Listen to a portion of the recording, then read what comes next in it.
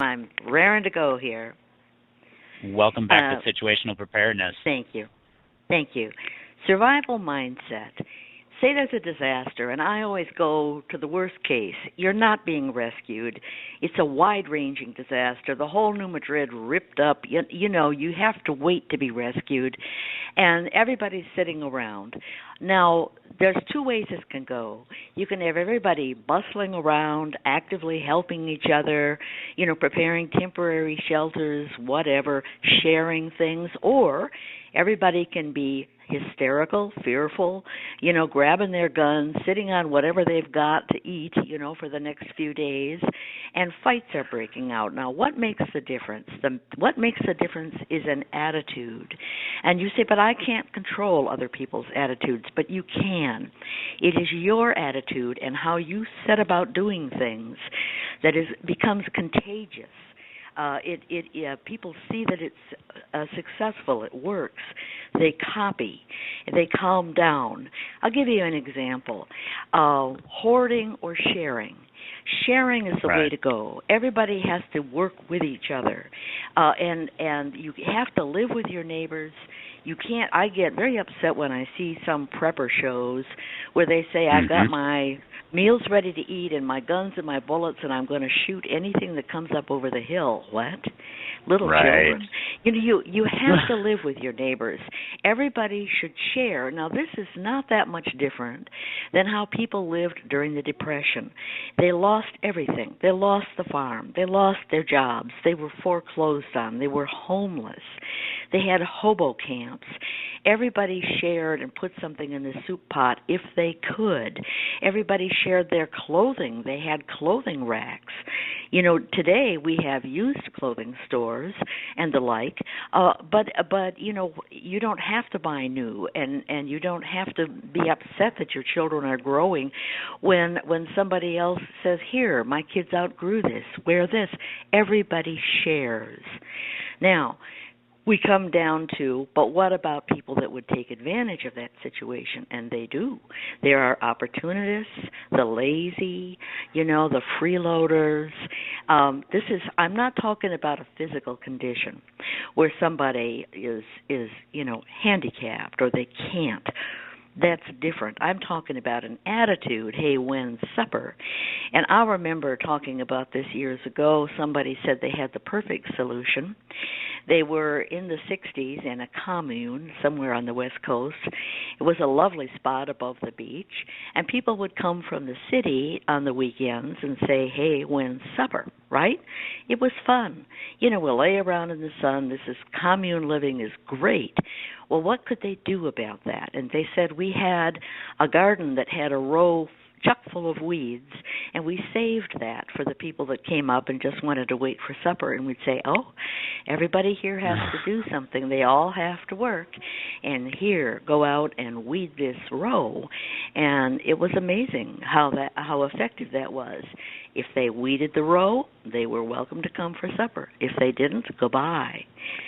So everybody should work to their capacity.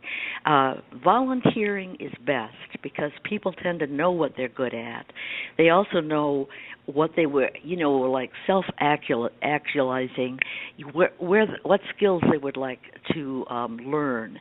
And so if you can let people choose their effort, choose their contribution, that's best. But it doesn't always work. Sometimes you have to get into assigning work and the like. So do you guys have any kind of experiences like that where freeloaders showed up, and what did you do about it? Oh yeah. Well, yeah, Nancy, Tim is joining us today as well as he has Yeah. before. Hi, And Tim. Hi, Nance. I just want to mention from my experience, I've been working on a plot at a community garden, and the email goes out every year. It's like, do you want to you want to reapply for your community garden? And so it's a county-based thing here in Madison, and there's 20 of them around. But long story short, the rules came out this year that if you have anybody stealing, you should take care of your plants better or have them more well organized or hide them. I'm like, people stealing from a community garden, really? Yeah, I guess it happens, but yeah, what do you do with those freeloaders? And more often you find that the folks out there, and some of them, we got different folks that listen to our radio network, but some of them own guns, and that's okay. Legal ownership of guns is still legal in the United States. But like Nancy said, Tim, there's a lot of folks out there that you see on the social media, on Facebook or whatever, that are, I got my guns and I've got my dried beans and I've got my MREs. I'm all set. Well, it's more of what happens when you're out of the bullets and the MREs are gone and all the small animals that are around. And we talked about this, Nancy, on a couple of shows ago about survival food and how to set yourself up for sustainability. Is some of the mindset out there is like, oh, we're going to take on anybody, including the U.S. government, and we'll be fine. It's like, I don't know. Right, exactly. Talking about food, somebody sent me a link called freefood.org, and it was a nonprofit that was setting up to encourage people to grow their own vegetables and put it out where people could just pick it up and take it if they needed it, which I thought was a wonderful idea. And and this is an excellent idea. To do more of that. When you have a garden, you always say we have to have enough for the wildlife because they're going to come through, the deer and the rabbits or whatever. Well, have that attitude that you can feed anybody who's hungry, and have enough. And people really, by nature, don't want to be takers and freeloaders. They want to be contributors and they want to feel part of a group, Right. And if they find that they're not treated like the enemy or a thief, then they're going to roll up their sleeves and join in. Would you like to help? I'm about to do that. Come along with me, and we'll talk at the same time. That type of thing. Pardon? Let me jump in here for 1 second. I said I want to make a comment.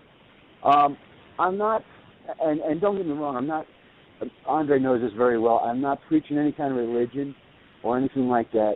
But what we're talking about, it reminds me of a verse in the Bible. And I can't think of the name of the name and number of the verse, but it basically said when you have a garden, a community garden, 10% goes for the widows and the orphans. So what that meant was you cultivated your land, but you left 10%. Now, if somebody who was poor, or a widow or an orphan, wanted that 10% or wanted some of that, right, they had to cultivate it. They had to go and harvest it themselves. We weren't going to give them free food, but it's there if they want it. And you right. knew, you budgeted in, hey, 10% is gone. And as we're calling them freeloaders and what, okay, you want that food, it's work for it. Work for it. You're going to harvest it. Or else it's just going to sit there. Somebody else will get it. People love to be part of a group. They like to feel that they're contributing, and your freeloader will turn out to be perhaps your best worker. And all it takes is a little understanding. Instead of saying you're my enemy, you say you're welcome to join. So another aspect is disabilities, that people tend to think, all right, so I broke my leg, or my glasses broke and I can't see so well, and so I can't do anything. This kind of helplessness is very debilitating. It leads to depression, blah, blah, blah. So the point is, physical disabilities are not a hindrance. I know that sounds but I'm not preaching. I know where I'm coming from. Let me tell you a personal story. I had Guillain-Barré syndrome when I was 23 and bore a child in the middle of that. I was totally quadriplegic. I was just recovering. I went home from the hospital. I could only lift 2 pounds. I was nursing that baby, and she weighed 8 pounds, and I had no problem. I figured out all kinds of ways to leverage things, so when I was home during the day with my toddler and my newborn baby, I got along just fine. You feel empowered. Look at dogs that have lost a leg or 2 or even more. I saw a dog that lost all 4 legs and was given artificial legs. They don't know they're disabled. They're out there rolling around with the ball and chasing the frisbee, etc. I heard a story about a blind cat that attacked a burglar that came into a house, and he sensed that the burglar's intent was, and dropped on it and rode its head until it left the house, and there was all this screeching and screaming. That cat wasn't disabled. Look at that movie Contact, where I love this part where the blind guy, listening to the radio signals coming in from Vega, I guess it was, and nobody else picked this up.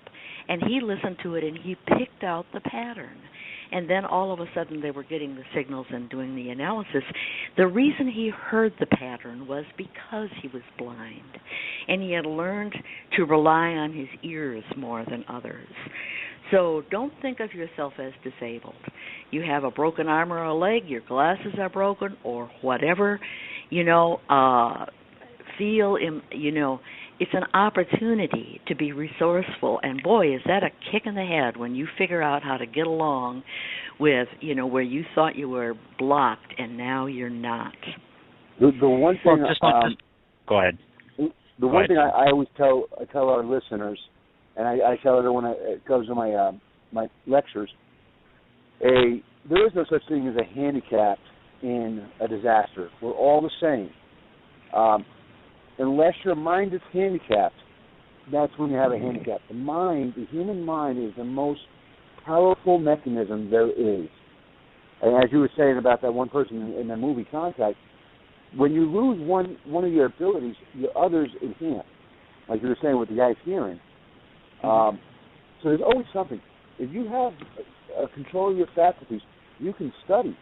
You could be the prepper guru, all information, however you want to do it. A person might not be able to move with their legs, but they can move with their minds, and they become valuable resources in a disaster. Now, I've been through a lot of disasters, and a lot of the handicapped people in wheelchairs and the blind, they help out giving out food or doing paperwork or just trying to track things. I mean, there's always something for anybody and everybody to do. And that's, as you were saying about, physical disabilities, yes, there is, I'm not going to lie, there is physical disabilities, but it's not a handicap if you know how to use it, how to control it. Correct. Yeah, absolutely. Here. And it makes you feel good. You feel empowered to be able to overcome something like that. Mm-hmm. So another point that I wanted to stress was that depression is anger turned inward. It's where you're really angry about, you can't do anything about it. You're angry, but so you sit down and become depressed and maybe think of suicide or whatever. So in anticipation of this, if something terrible has happened, like tornado has ripped up your town or whatever, have an action list or make one up, Johnny on the spot, as to what people should do. All right, you teenage boys, go out and make temporary lean-tos or find tarps and make tents for people. You little girls, go and find all the dishes that are thrown around, because we're going to have a barbecue with that dead cow over there that got, tossed on its head. Hit by a meteor. We're going Got hit by a meteor. And everybody gets busy. Everybody has a task. And because the fight or flight mechanism kicks in no matter what. If something terrible has happened to you, you've got that adrenaline, and you're either going to want to run away or get into a fight. But if you channel that into activity, you're not going to have people running away, or in particular, you're not going to have people fighting, which is the big worry, And so be prepared for this by making out a task list of what people can do and keep people busy. This is why exercise is recommended for depression, because if you get rid of that, if you expel that energy and that adrenaline into physical activity, then you don't turn it around and become depressed. Idle hands become your worst enemy. Idle hands? Yep. Yeah. Oh, yeah. Nancy, can I jump in a second on that one? Go ahead. We're just saying idle hands. Idle hands are the devil's workshop, isn't there? There it is. Some That's sort of phrase like that. Yeah, that's it. Yeah. I wanted somebody else to say it. Thank you, Nancy. Well, it's the day after the holiday and a blood moon. I don't want to jinx anything right now. Nancy, on a more serious note too, we've talked about this in private and through emails too, that there's a lot of things that when you're putting together a group, or if it's just your family unit or your extended family that's going to be your group, and you got your communication plan, you have your preparedness plan. If this happens, then we're going to meet here, and you've got your meetups and all that scheduled. That's the day-to-day logistics of planning out your group or your community. One of the things that a lot of people look over or overlook on some of the planning for the groups and the communities is how different people fit into that group. Now, we mentioned, the gun lover MRE having person. We mentioned the people with disabilities and how to work them into the group, and the mindset of getting through the particular issue at hand, what disaster that is, and then getting through to the sustainability portion of it. What, in your opinion, Nancy or Tim, at this point, in your opinions, what would you do with the person? Let's say mom or you got an extended family person, grandma or an aunt or an uncle, sees the disaster happening and it's fine through it, but once they get to the after time where it's the rebuilding time, they're kind of shell shocked. They have post-traumatic stress. They're flipping out. They can't let go of their gun. They shoot everything in sight. What do we do with that person that loses it? Or the mom or the aunt that all she's doing is baking cakes all day. She's stuck baking cakes, can't handle it. Well, I think what Nancy was saying is correct. At this point, you have to keep that person active. Try and direct their hands to something else. Mom's baking cakes all the time. She can't handle reality. Okay, Mom, can you bake a brisket or cook a brisket for us? You're in charge of cooking for us. What's our nutrition? Hand her a crying baby. If is she going to bake a cake if the baby is squalling? Bring her the crying babies. A blind man can help kids with math and tell stories. And if he's sitting there, going insane, have some child come up and say, "Didn't you once blah blah blah? Could you tell me that story?" You can figure out things that the kids can do, so that you'd have to manipulate that to some degree. But after a while, there isn't going to be any more flour and butter to bake cakes. And I guess I'd say if she's intent on that, pass those cakes around down the row, until you run out of goods. But generally speaking, people want to comfort others, so that if you have people that, are just, they will respond to somebody who's bleeding, crying, or weeping, who's worse off than they are. And that actually comforts them.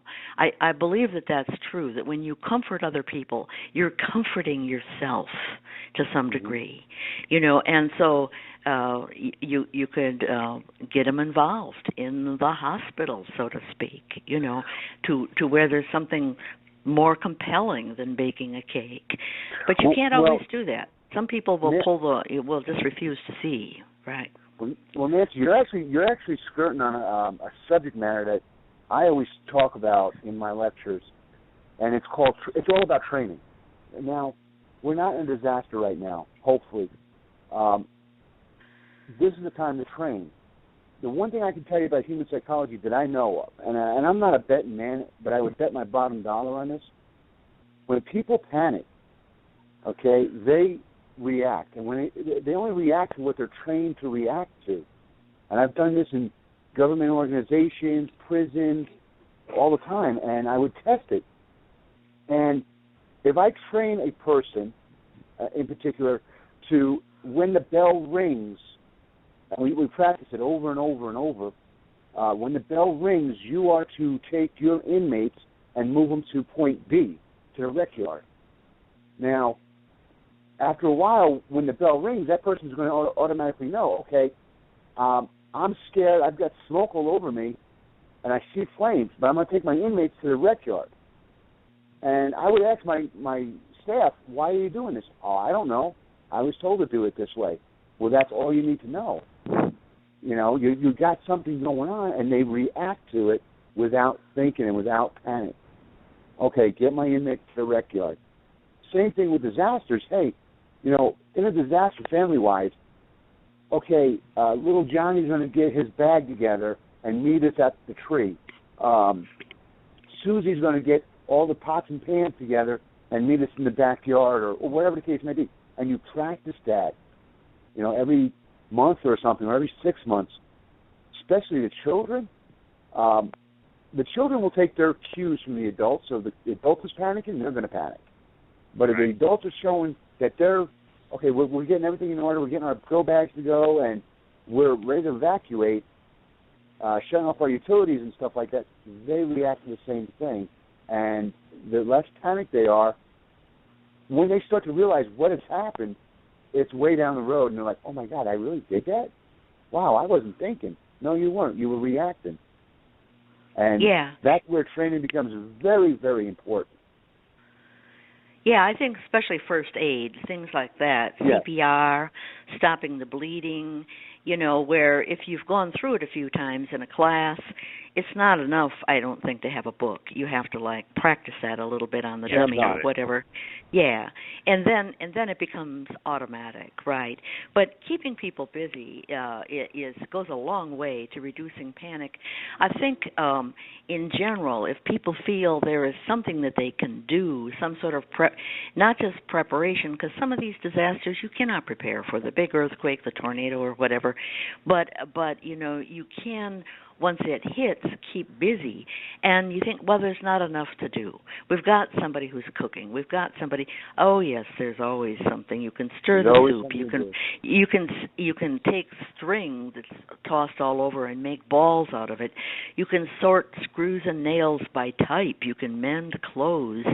You know, you can pull weeds from the garden. You know, make a game of it, and with the kids, who finishes first wins. You know, because they finished their row. You know, tell stories to the kids. So there's, keep those tasks coming, even if it doesn't seem that important. Make it seem important. Lots of praise, and everybody's busy, and you'd be amazed how the mood picks up. Singing songs, you know, I would say, tell those kids, you know, we're going to put a play on tonight. You're going to make the play up, you know. What's the story? What's the roles? What's the outfits? Here's some paper hats or whatever. And now they're busy, and they're going to entertain the adults, and everybody's going to be laughing and having a good time. So much better than everybody depressed and fighting and arguing, etc. So another point you brought up, and I wanted to jump in and say, I know this sounds strange, but what happens if you have somebody truly go wacko, go crazy? It's not just PTSD, but, well, maybe it is, you know. But then the point is, they're delusional. They're you know, and it's Daddy, and Daddy has the gun, and he knows how to use it. And do you just let him run around with a gun, saying they're coming? Bah, bah, bah, bah. What do you do? Okay. My solution in talking to people, let's say, you know, help is not coming. The roads are all tore up. You can't call 911, you know, and but Dad, you can. And Dad has lost his whatever, right? Yeah, he's lost his marbles. And he's armed. Yes, and he's armed, and you can't stay awake. I mean, maybe you can tackle him and sit on him and tie him up, but how long does this go on? You know, my solution to this is to take some of these shirts, you know, put them on backwards, so they button down the back, and it's a long sleeve shirt, and you wrap his arms around in front of him, and you make a straitjacket out of it. And you tie that behind, you know, you sew it or tie it or whatever, and his arms are tied behind him in this way, wrapped around the front, and there he is. Now, he can't hurt anybody. He can run around, he can yell, he can talk. This is probably a good thing. It's talk therapy. Tell us what's troubling you. How do you feel about that? I don't know. Whatever. And I will go so far as to say, when we discussed this, what do you do if half the group is nuts and half the group is in straitjackets and they all got to go pee? Well, I said, take their pants off. And I'm just saying, there's a solution for every problem. So I won't dwell on that anymore. All right, Nancy, hang on. Pull that back a second. Yeah. Yeah, this is practical. And talking about practical solutions, I want to talk about natural leaders emerging. Frequently, the people that we have in leadership positions, the ones that may be elected, politicians or whatever, they've gotten there when times were good, when things were secure, and they're looked up to and the like, but they may not be the one who is put together if a real disaster happens. They may go to pieces. They may just sit there and weep or whatever. So, natural leaders tend to emerge in these type of situations. I have to take a great sip of coffee.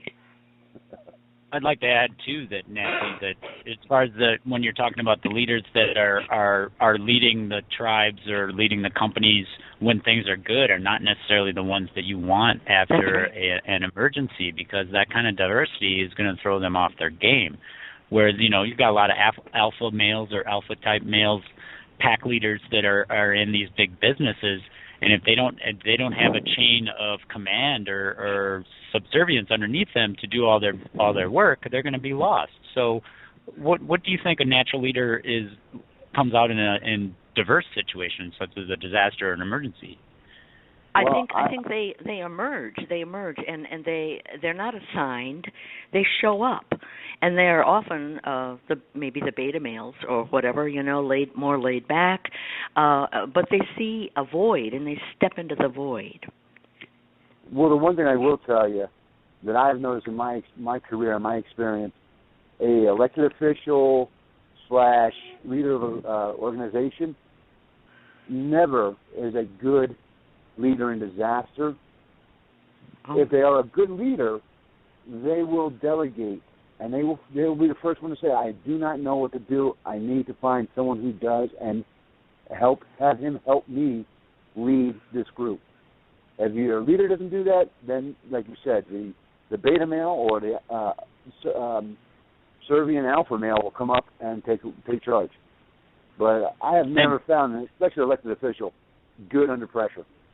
Hey, Tim, it could be a woman. Could be a woman. Well, yeah. That was my next point. Uh-oh.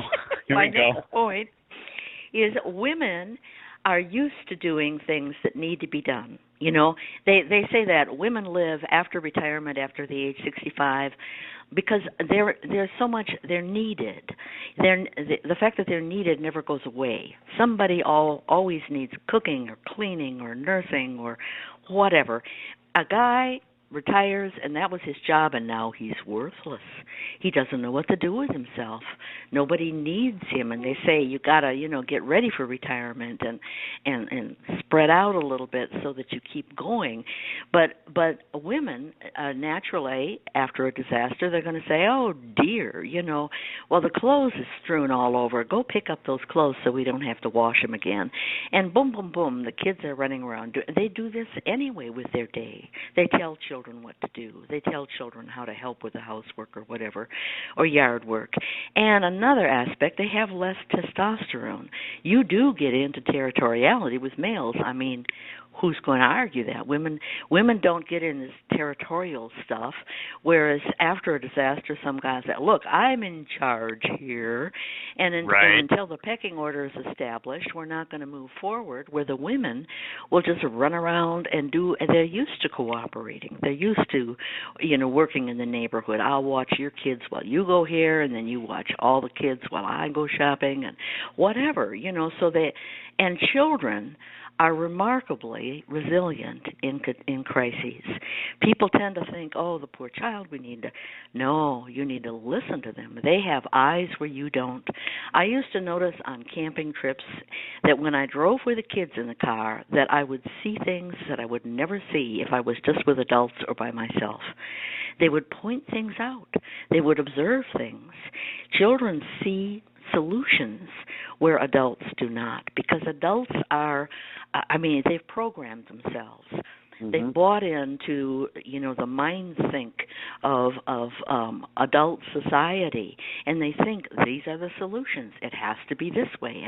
We have to have supper at 5:00 or whatever, And the kid says, "No, let's have supper at breakfast time, and then the food won't spoil, and then whatever."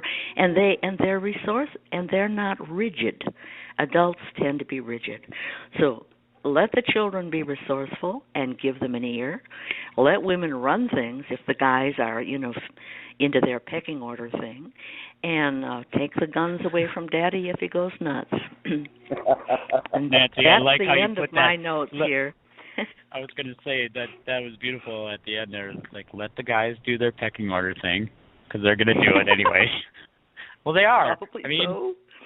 Yeah, they do. They do. Yeah. But with that too, on an honest and more serious note, that it's really about when you're looking at a group or a community, whether that's for your company, for your farm, or for the survival community after something bad happens. You should look at it as a whole, and at the whole of the community, you have different parts, and those parts are people, and where those people fit in are not the most obvious choice at first, but they sometimes will learn and develop and diversify themselves and go into different areas that they can be of help. And to let that growing happen is a sign of a good leader as well. And a sign of a good leader also in these communities is one who knows when to step aside. When somebody else has a better idea and let them go with it, you should be able to do that too. And that's something that's missed in corporate America. Well, not just corporate America, corporate. So, Jim? Yes, very well said. Very well said. Oh, thanks. Yeah. Well, like I said, I have not seen an elected official or any of them that is even worth their winning gold during an emergency. It's always the emergency preparedness, and I'm being biased when I say that, but the emergency preparedness official that knows how to handle the stresses and stuff like that. But you are correct. In a long-term situation, the one thing I carry in my go bag now, I'm more of a former, if Nancy doesn't know really a lot about my background, I was in corrections for a long time.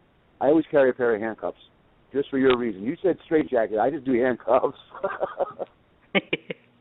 Because there will be people who cannot do it, and they weren't trained for it. There's nothing you can do. Just lock them up and try and talk them down from it if you can. You might not be able to.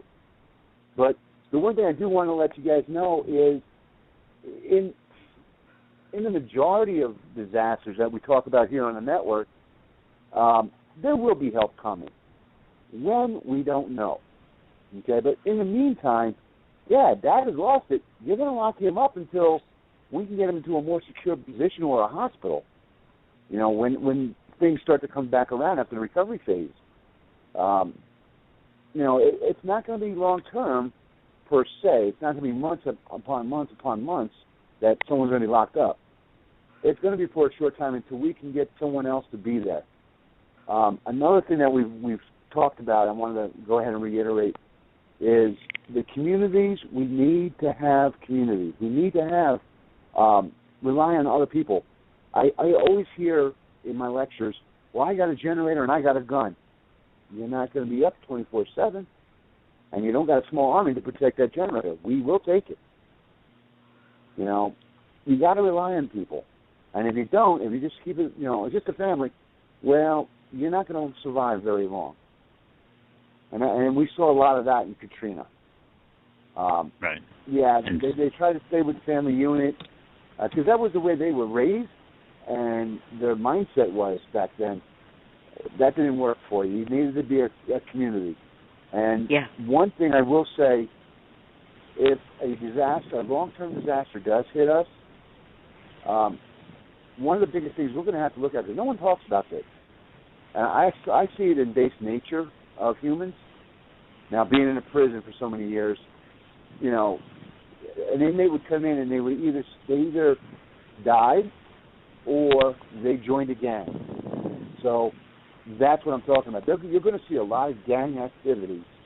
Now, whether it's down racial lines or it's down community lines, you're going to see a lot of gang activity, and you got to get the mindset ready for that because, you know, what would happen, what the reality would be, is not what you see on TV. And you know, you look at these prepper shows; it's not like that at all.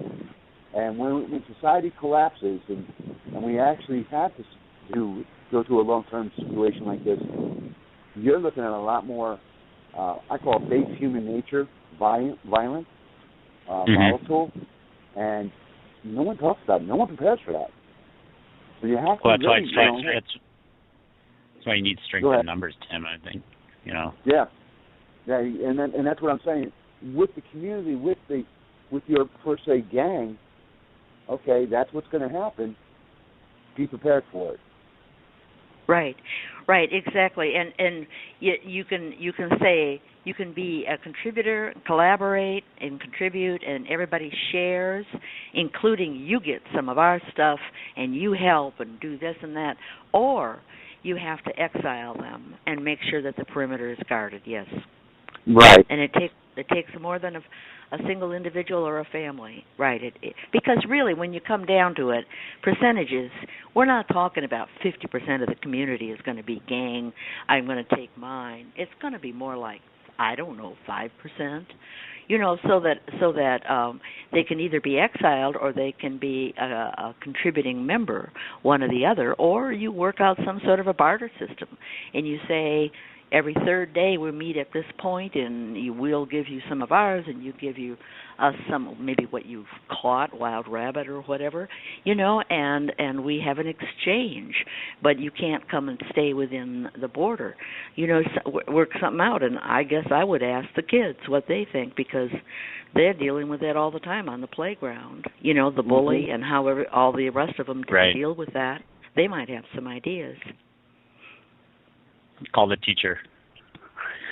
Call the teacher over. Call the cops. Yeah, but the teacher's paid off already. Right. They've been laid off for a while. They're taking care of their own.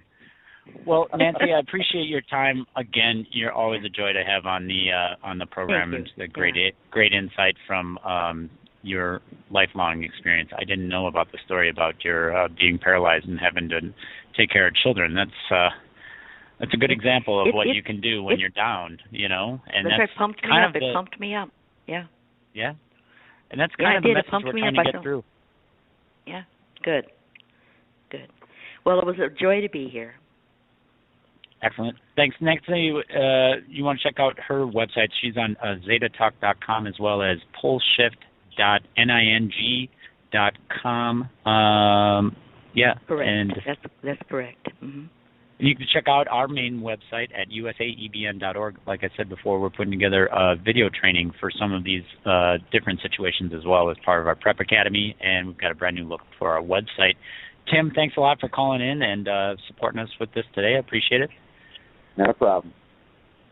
You've been listening to Situational Preparedness with special guests Nancy from Wisconsin and Tim from Usaebn. We've been talking about survival mindset. And Nancy, I'm going to go and look up patterns on the internet for that shirt you were talking about, the straitjacket shirt. I think I can make one of those. I might want to have to. I'm going to make one for Tim. I want to know more about the pants thing. Yeah. See? Exactly. And a gag. We need a gag, too, because he talks a lot. And we'll be all set when it comes down. Thanks a lot, Nancy and Tim. Nancy's with zetatalk.com, Tim with usaebn.org. Thanks for having me, Thanks, you guys. Yeah. You bet. Yeah. Bye-bye now. All right. Bye-bye now. That's all the time we have for situational preparedness. You can catch us on the flip side. We're going to be on 24